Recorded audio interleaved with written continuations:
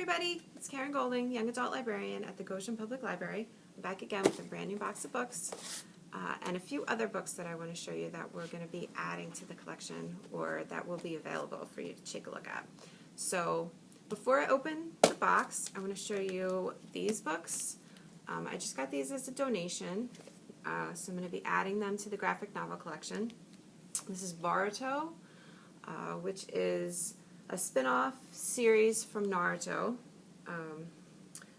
Boruto is Naruto's son, so it's the next generation of Naruto. So if you liked that graphic novel series, we have the first 3 that were just donated, so they'll be added to the collection pretty soon. Right. And I have a couple of new ARCs that I got. Now these are advanced readers copies. They won't be added to the collection, but if there's something that you see that you like and you want to check it out, you can let me know and I'll let you borrow it. You just have to bring it back on the honor system. So this one is called Some Other Now, and it is by Sarah Everett. And it will be published in February of 2021. Some Other Now is about, let's see, before she kissed one of the Coen boys, 17-year-old Jessie Rumfield knew what it was like to have a family, even if technically that family didn't belong to her. Rowan Coen was Jessie's best friend. Mel was the mother she always wanted, and Luke was Luke. He was Jessie's first crush, the boy she spent all summer daydreaming about. But then everything changed. It's almost been a year since Jessie last visited the Coen house. She lost Rowan, Mel is sick, and Luke hates Jessie for the role that she played in tearing his family apart. Now Jessie spends her days at a dead-end summer job burying memories of her life in the Coen house. But when Luke comes home from college, it's hard to ignore the past. And when he asks Jessie to pretend to be his girlfriend for the final months of Mel's life, Jessie finds herself drawn back into the world of the Coens. Everything's changed, but Jessie can't help wanting to go back, even if it means breaking her heart and losing them forever this time. So this is Some Other Now by Sarah Everett, and if you want to borrow this, you have to let me know because it's not in the catalog yet because it won't be out until February. The other one that I have here is, I think, already out, but I have the advanced reader's copy. It's not in the collection. It's called The Jess Show by Anna Carey. Let's see. It says, like any other teenager, Jess Flynn is just trying to get through her junior year without drama. But drama seems to keep finding her. Between a new crush on her childhood best friend, overprotective parents cramping her social life, and her younger sister's worsening health, the only constant is change, and her hometown of Swickley, which feels smaller by the day. Swickley is getting weirder by the day, too. Half the population has been struck down by a mysterious flu. Conversations end awkwardly when Jess enters the room, and then one day, a tiny, sleek black device with an Apple logo on it falls out of her best friend's backpack and lands at Jess's feet. But the year is 1998, and the first iPhone won't exist for another 9 years. Black Mirror meets My So-Called Life in this fast-paced, timely novel about separating fact from fiction and how far we'll go to create our own version of reality. So The Jess Show is sort of like dystopian, speculative fiction set in the past, but not the too far past. So if you're interested in This Is Not the Jess Show or Some Other Now, let me know and you can borrow them. I also have lots and lots of books on my ARC shelf. Some of them are older. But you're always welcome to take them if you want. You just have to sign them out. All right, let's see what's in our box this week.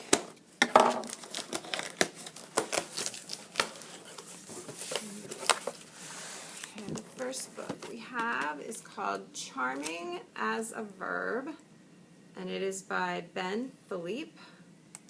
Looks like realistic fiction. Let's see. Henry Haltiwanger can charm just about anyone.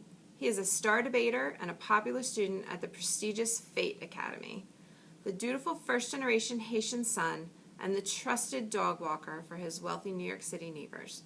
But his easy smiles mask a burning ambition to attend his dream college, Columbia University.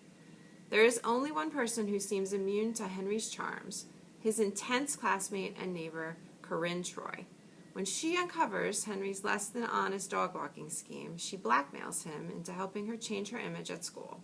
Henry agrees, seeing a potential upside for himself. Soon, what started as a mutual hustle turns into something more surprising than either of them ever bargained for. This is a sharply funny and thoughtful novel about the countless hustles we pull off to keep from doing the hardest thing, being ourselves. So, Charming is a Verb by Ben Philippe, realistic fiction, possibly a little romance, but probably more finding yourself and figuring out what you really want. Next we have Forget This Ever Happened by Cassandra Rose Clark. So, interesting cover, very surreal. June 1993. City girl Claire has been shipped off to spend the summer in Indianola, Texas, a tiny town on the Gulf. There's nothing too remarkable about Indianola. It's Nowheresville, run down, remote, and sweltering. The sunshine as hot as oil. Except there is something remarkable. Memories shimmer and change. Lizards whisper riddles under the pecan trees. People disappear as if they never existed. Yesterday keeps coming unspooled like a videotape. And worst of all, a red lightning storm from beyond our world may just wipe the whole town off the map. If Claire and Julie, her new friend / maybe girlfriend, can't stop it. Because reality doesn't apply in Indianola. Indianola is not supposed to exist. Okay, so Forget This Ever Happened is sort of sci-fi, I think. A little fantasy in there. It says, sometimes there's a town called Indianola and sometimes there isn't. So this sounds very suspenseful and pretty interesting. So that is Forget This Ever Happened by Cassandra Rose Clark. Next we have Smash It by Francina Simone. This looks like realistic fiction. Olivia Liv James is done with letting her insecurities get the best of her. So she does what any self-respecting hot mess of a girl who wants to smash junior year does.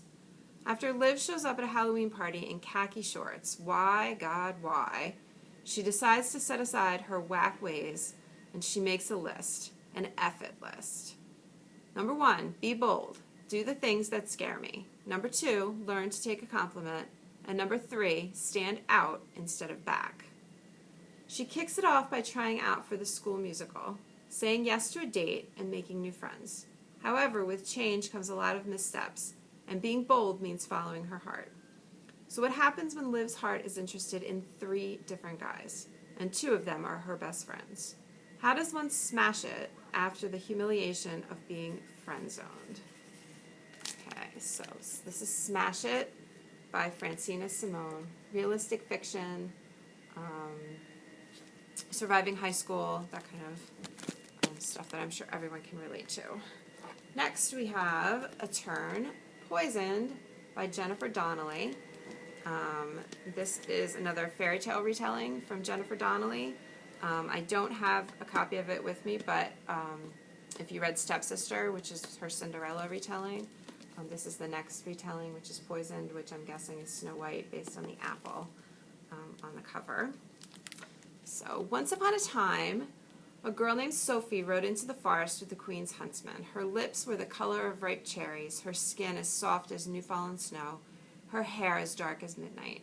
When they stopped to rest, the huntsman pulled out his knife and took Sophie's heart. It shouldn't have come as a surprise. Sophie had heard the rumors, the whispers. They said she was too kind and foolish to rule, a waste of a princess, a disaster of a future queen, and Sophie believed them. She believed everything she heard about herself, the poisonous words people use to keep girls like Sophie from becoming too powerful, too strong. With the help of 7 mysterious strangers, Sophie manages to survive. But when she realizes that the brutal queen might not be to blame for the attack, Sophie must find the courage to face a more terrifying enemy, proving that even the darkest magic can't extinguish the fire burning inside every girl, and that kindness is the ultimate form of strength. So this is a Snow White retelling, Poisoned, by Jennifer Donnelly. And like I said, we also have Stepsister, which is a Cinderella retelling. It's checked out right now, but you can put it on hold. And you can also read Poisoned. You do not have to read one before the other, though. They are not, they're not part of a series. They're just both retellings. Okay, next we have Daughters of Jubilation by Cara Lee Corthron. Okay. So this looks intense and dramatic. In the Jim Crow South, white supremacy reigns and tensions are high. But Eveline Deschamps has other things to worry about. She has 2 little sisters to look after, an overworked single mother, and a longtime crush who is finally making a move. On top of all that, Evie's magical abilities are growing stronger by the day.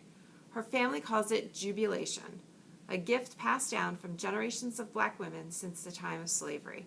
And as her own magic continues to unlock, something dark comes loose and threatens to resurface. When the demons of Evie's past finally shake free, she must embrace her mighty lineage and summon the power that lies within her. So this is fantasy. I think it might be historical a little bit. Sounds like it's set in the past, but it's definitely got a magical element to it. So it could be magical realism, it could be a little more fantasy, but whatever, it sounds really interesting. So Daughters of Jubilation by Cara Lee Corthron. Let's see. Next, we have Lightbringer by Claire Legrand. Now, Lightbringer is the 3rd book in the Imperium trilogy. Okay, so I have the other 2 books here. You want to read these first for sure. The first one is Furyborn, and the second one is Kingsbane, and then the 3rd one is Lightbringer. So these are fantasy. So I'm going to tell you what Furyborn is about, in case you haven't read that one. If you have read Furyborn and Kingsbane, then Lightbringer is now available. If not, start with Furyborn. 2 young women, centuries apart, hold the power to either save their world or doom it. When assassins ambush her best friend, the Crown Prince, Riel Darden risks everything to save him, exposing her ability to perform all 7 kinds of elemental magic. The only people who should possess this power are a pair of prophesied queens, a queen of light and a queen of blood. To prove she is the Sun Queen, Riel must endure 7 trials to test her magic. If she fails, she will be executed, unless the trials destroy her first. 1,000 years later, the legend of Queen Riel is a mere fairy tale to bounty hunter Eliana Farracora. When the Undying Empire conquered her kingdom, she embraced violence to keep her family safe. Now she believes herself untouchable until her mother vanishes. To find her, Eliana joins a rebel captain on a dangerous mission and discovers that the evil at the heart of the empire is more terrible than she ever imagined. As Riel and Eliana fight in a cosmic war that spans millennia, their stories intersect, and the shocking connections between them will ultimately determine the fate of their world and of each other. So this is high fantasy, epic high fantasy. So if you're interested in reading that, check out Furyborn. It says on the back, the gate will fall. You will know this time by the rise of 2 human queens, one of blood and one of light. 2 queens will rise. They will carry the power of the 7. They will carry your fate in their hands. So this is Furyborn. It's the second one, Kingsbane. And we just got the 3rd one, Lightbringer. Right, let's see what else we have. Next we have a graphic novel called Invisible Differences. A story of Asperger's, adulting, and living a life in full color. And this is by, let's see. This is by, it's a story by Julie Datches. The adaptation, illustration, and colors are by Mademoiselle Caroline, and it is inspired by and in collaboration with Fabian Vazlet. So Invisible Differences is a graphic novel. I'll show you some of the pictures.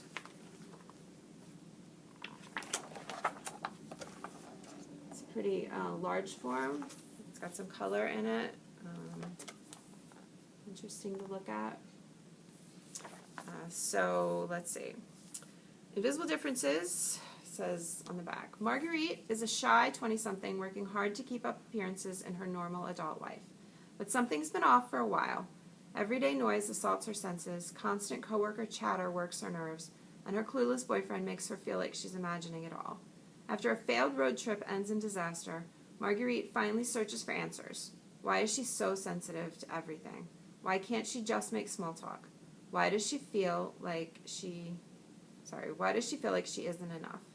A miraculous thing happens. Marguerite is diagnosed with Asperger's syndrome, embarking her on a 3-year journey of acceptance and self-love. Finally living by her own rules, she asks the real question, why doesn't the world understand autistic people? Okay, so this book is based on a true story.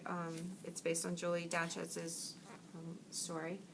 And it's a very interesting look at living with Asperger's and the differences between people with Asperger's and people who are neurotypical. So if you're interested in learning more about Asperger's, check out Invisible Differences. And the last book in our box today is called Eventide. Eventide is by Sarah Goodman, and this, I have to tell you, looks like a ghost story. So if you like ghost stories, get ready. Wheeler, Arkansas, 1907. When their father descends into madness after the death of their mother, Verity Pruitt and her little sister Lila find themselves on an orphan train to rural Arkansas. In Wheeler, 11-year-old Lila is quickly adopted, but 17-year-old Verity is not. Desperate to stay close to her sister, Verity indentures herself as a farmhand. But even charming farm boy Abel Atchkey can't completely distract her from the sense that something is not quite right in the little town. Strange local superstitions abound, especially about the eerie old well at the center of the forest. The woods play tricks, unleashing heavy fog and bone-chilling cold, and sometimes visions of things that aren't there. But for Verity, perhaps most unsettling of all is the revelation that her own parents have a scandalous history in this very town. And as she tries to unearth the past, sinister secrets come with it, secrets that someone will go to violent lengths to protect. Eventide is a haunting tale of long-buried secrets, small-town scandal, and single-minded vengeance by talented debut novelist Sarah Goodman. So it sounds like a little bit of a ghost story, maybe a little spooky supernatural secrets. It says a pitch-perfect historical ghost story, creepy and beautiful in equal measure. So if ghost stories are your thing, check out Eventide by Sarah Goodman. And that is all I have in this box. I will be back very soon with another box to show you, hopefully. And if you're interested in checking any of these books out, you can put them on hold in the catalog. They should be available, if not now, very soon. If you're interested in any of the advanced readers that I showed you, you can contact me, or you can come into the library and browse my advanced reader shelf. I don't have quite as many as I used to because publishers aren't sending them out as much because of the pandemic. But I do have some, so you are more than welcome to come and check them out if you like.